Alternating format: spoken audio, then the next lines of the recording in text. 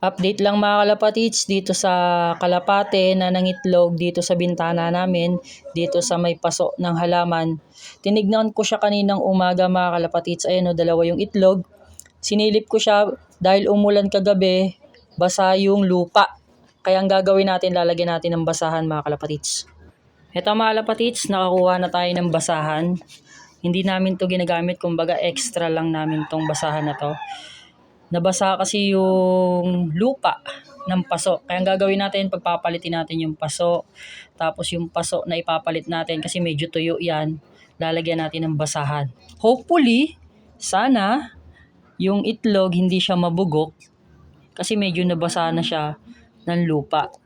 Pero sana masurvive pa rin natin yung dalawang itlog ng kalapati dito sa bintana, mga kalapatits.